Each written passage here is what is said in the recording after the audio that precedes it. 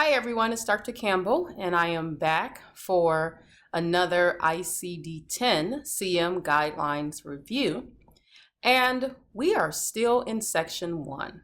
As you may recall, Section 1 has three parts: A, your conventions; B, your general coding guidelines; and then C, chapter-specific guidelines. In our last video, we went over Section 1, C1, and C1 is your infectious and parasitic diseases. Today, we're going to look at Chapter 2, which are neoplasm codes C00 through D49. So to begin, there's a couple of things that you must know regarding coding neoplasms. Number one, in your alphabetical index, there is actually a neoplasm table. If I were you, I would take a look at that table, become familiar with the setup, the different columns, and what they mean. Speaking of those different columns, in order to properly code a neoplasm, you must first look in your health record and determine a few things. Number one, is your neoplasm benign? Is your neoplasm malignant?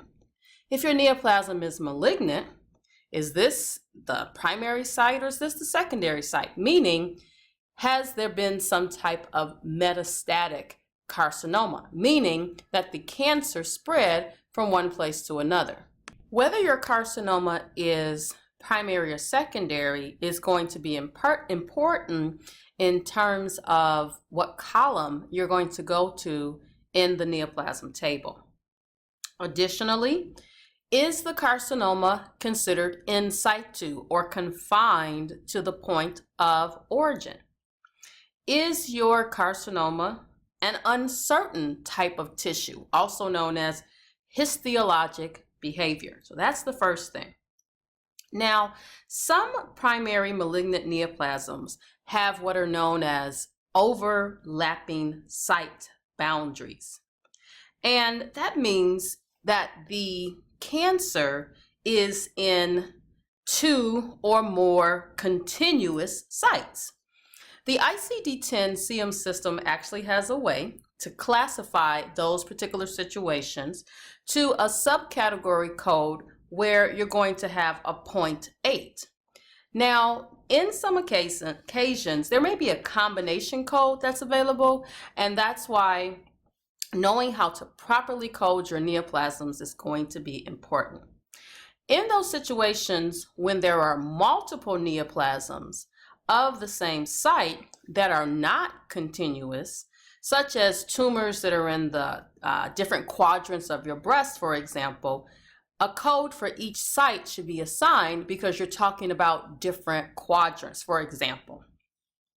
Now, other things to note, that the neoplasm is not the first place for you to go to locate your neoplasm codes. Now, I know I mentioned the neoplasm table first, but now I'm telling you that's not the first place you go. Well, the reason that you want to not go to the neoplasm table first is if the type of tissue, histological, is actually documented in the medical record, that term should be referenced first rather than immediately going to the table. So what does that mean? If the type of tissue is not documented, then you go directly to the table. However, if the type of tissue, and I know you're thinking type of tissue, some of those omas, carcinoma, lymphoma, sarcoma, you want to go to that term first. This is important because that term will actually tell you exactly where to go in the alphabetical index. And that is important to ensure that you're going to go to the correct table, okay? All right, so next up, we're going to look at a few rules with regards to how we actually sequence our codes. So let's start with first guideline, where you have a patient where the treatment, the focus of today's encounter, is directed towards the malignancy. In those particular cases, you are going to assign the malignancy as the principal diagnosis. Well, by now, you guys know with coding, there are rules and there are exceptions to the rules. So an exception to this rule is those situations when the encounter today is for chemotherapy, immunotherapy, or radiation therapy. And in those particular situations, there are specific codes, there's Z codes. Those codes are actually sequenced first. And then you're going to have the codes for the malignancy as a secondary diagnosis. And I always think of this exception as really being able to paint the picture for the insurance company with regards to why the patient is actually there today. So if we say the patient is here for chemotherapy, and then we list the secondary diagnoses of, for example, breast cancer, then that's very clear to the insurance company why that patient is being seen today, right? Because they already know the patient has cancer. So we really want to be clear in our code assignment to explain why the patient was there today. All right, our next guideline focuses on treatment of a secondary site. So remember I just mentioned about metastatic carcinoma? Well, if a patient is being seen today and the focus is on the secondary site only, the secondary site is going to be your principal. Even if they still have a primary malignancy, if they're only focusing on the secondary site, that is your principal diagnosis. All right, next up, we're going to look at some additional coding and sequencing. And here we're going to focus on situations where there has been a complication. So first up, we're going to look at a case where the patient has anemia that is associated with the malignancy. In this case, if the treatment is only for the anemia, the malignancy is sequenced first, and then the anemia is sequenced second. Of note, there is a code, D63.0, which states that a patient has anemia in neoplastic disease. All right, next situation. The next situation is when the patient has anemia associated with the therapy. Let's pause. How is that different than the last guideline? The last guideline was anemia associated with the malignancy. This particular situation is anemia that is associated with the therapy itself. Sequencing in this situation is as follows. If the focus of today's encounter is for the anemia is going to be sequenced first, followed by a code for the neoplasm, and then we have a code T45.1X5, which identifies an adverse effect of the therapy. Well, that makes sense. Remember, we're telling a story with the use of our codes. Now, there's always some exceptions. If the anemia is associated with an adverse effect of radiotherapy, the anemia is sequenced first, followed by a neoplasm code, and lastly, a code Y84.2, which is one of those external cause codes. And in this particular case, this is a radiological procedure and radiation as the cause of an abnormal reaction. Again, our codes tell the story. All right, next up, management of dehydration due to the malignancy. Patients here today, they're focusing on the dehydration, i.e. they're rehydrating the patient. Your first listed code is going to be the dehydration, followed by the malignancy. Next up, when the patient has treatment of a complication from a surgical procedure. So if they're coming in today, the focus is on that complication. The complication is going to be principal or first listed because the goal of today's treatment is that complication. All right, next up, situations when the primary malignancy has been excised. Now, when the primary malignancy has been excised or destroyed, and there is no evidence of any additional treatment at that particular site, in this particular encounter, we're going to use a code from category Z85, which is the personal history of a malignant neoplasm.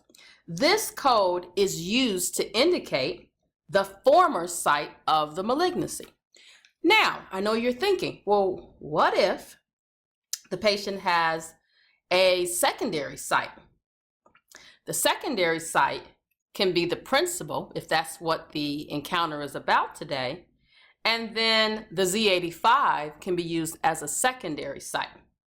But you're talking about a secondary code, I should say, to show that, yeah, they have this secondary site today, but they also have a history of a neoplasm of a different site. Remember, codes tell the story.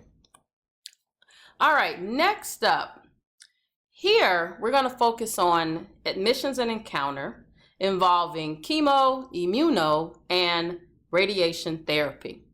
So what about those situations where the focus today is the surgical removal of a neoplasm? Doesn't matter whether it's primary or secondary, and then they do chemotherapy today. The principal or first listed code is going to be the neoplasm. Why? The neoplasm shows why the patient had the surgery, even if the chemo or radiation happened afterwards. Remember, coding tells a story. That surgical procedure actually shows what happened today, and then the diagnosis shows why, what happened and why. All right, next up is a situation where the patient is coming in for chemo, immuno, or radiation therapy. So I mentioned this a little earlier, but let's talk about some of the codes and how they're sequenced. So first up, there are codes, Z codes, that show that our patient came in for therapy today. Now, there's a total of 3 of them, 1 for chemo, 1 for immuno, 1 for radiation. Now, what if a patient receives more than one of those in a particular day? You can assign them in any sequence.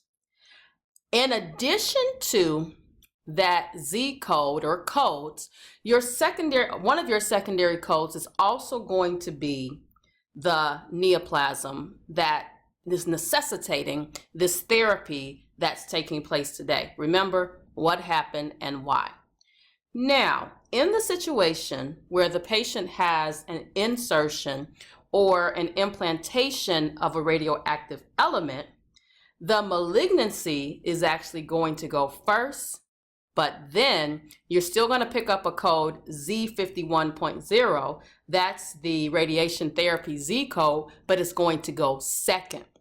So hopefully you're seeing that the rules are telling us how we should sequence our codes for neoplasms. Next up, when you have a patient that is admitted for the therapies that we've been talking about, but then they develop a complication. And complication could be something like nausea, vomiting, dehydration. First listed code is still going to be one of those Z51 codes, and then your second code is going to be any complications. All right. Now, what if the patient comes in for that radioactive implantation or insertion device, and they develop complications. Again, complications such as vomiting, nausea, dehydration. First listed is going to be the malignancy. Second is going to be the code for the complications. Next up, encounters that are designed to determine the extent of the malignancy. And this could be like a thoracentesis, paracentesis procedure. They're trying to determine the extent of that malignancy. Your first listed code, your principal diagnoses, is going to be that primary malignancy or the metastatic site. Even if the patient receives chemo or radiation therapy, you're still going to list that primary malignancy first. All right, next up, signs and symptoms from chapter 18. We talked about this in one of our other videos. It was when we were looking at section B for our general coding guidelines, signs and symptoms. So signs and symptoms, which most, but not all, appear in chapter 18, with an existing malignancy, doesn't matter if it's primary or secondary, cannot be used to replace the malignancy as the principal or first listed diagnoses. Doesn't matter how many admissions or encounters that the patient has for treatment of that neoplasm, that sign and symptom code cannot be used to replace it. All right, next up, I guess I was going too fast. So next up, malignancy in 2 or more non-contiguous sites. Let's pause for a second. Remember we talked about contiguous sites? Now we're looking at non-contiguous sites. So a patient can have more than one malignant tumor in the same area. And then these may represent different primary sites or different metastatic sites, and it really depends on the site itself. If the documentation is unclear as to the status, you want to query the provider to gain clarification on the status of each tumor so that you can select the correct codes. All right, next up, code C80.0, which is Disseminated Malignant Neoplasm Unspecified. This code is only used in those cases where the patient has advanced metastatic carcinoma and no known, notice the word here, no known primary or secondary site that has been specified. All right, next up, C80.1. This is malignant neoplasm without specification of the site. Now, this code should only be used when there is no documentation or the provider cannot determine the primary site of the malignancy. And guidelines state that this code should rarely be used in the inpatient setting. All right, guys, we're almost done. We're going to look at some more sequencing scenarios. All right, so situation where the patient comes in for treatment of the primary malignancy. The first listed code is going to be the malignancy. And if the patient has any metastatic sites, those will be listed second. If the patient is coming in for secondary malignancy, and I know you guys know the answer, first listed code is the secondary malignancy, and then the primary malignancy can be listed as additional codes. Pregnant patient. Remember we talked about before in our lesson on C1, chapter 1, which is infectious and parasitic diseases. Remember we talked about the patient that had HIV and they were pregnant? So now we're talking about a patient who has a neoplasm and they're pregnant. So same rules apply. Pregnancy codes have sequencing priority, which means we have to sequence them first.